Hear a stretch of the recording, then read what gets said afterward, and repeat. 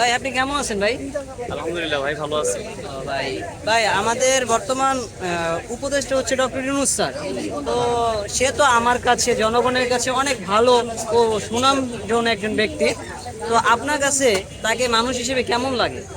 এখন ভাই সে নতুন ক্ষমতায় আসছে, তো এখন ক্ষমতায় আসছে যেহেতু মাঝখানে গেলে বলা যাবে দেশের কি অবস্থা হয়, উন্নয়ন কতটুকু কি হয়, বা দ্রব্যমূল্যের দাম কতটুকু কমে কি হয়, মানুষ কর্মস্থান পায় কিনা, কাজ পায় কিনা, বেকারত্ব দেশ থেকে দূর হয় কিনা, সচ্ছলভাবে মানুষ চলতে পারে কিনা, বাজারঘাটে দাম দর কমে কিনা, রাস্তাঘাটে মানুষ নিরাপদভাবে চলতে পারে কিনা, স্টুডেন্টরা ভালোভাবে চলতে পারে কিনা।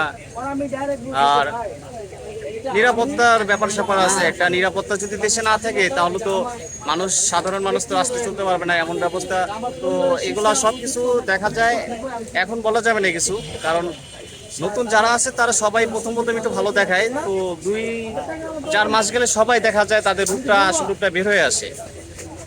তার মানে আপনি বলতে চাইতেছেন যে ডক্টর ইউনূস স্যার এখন ক্ষমতায় আছে, আমরা তাকে তখনই ভালো মনে করব যখন দেশের উন্নয়ন হয়েছে আর সাধারণ জনগণ যেন তার নিজের মন মতো চলাফেরা করতে পারতেছে, যেন বেকাররা যেন চাকরি পায়, তাহলে আমরা ভাববো ডক্টর ইউনূস স্যার আমাদের জন্য কিছু করেছে, সে ভালো মানুষ।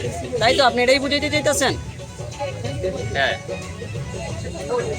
তো গাইজ আপনারা তো শুনলেনই একজন ভাইয়ের বক্তব্য।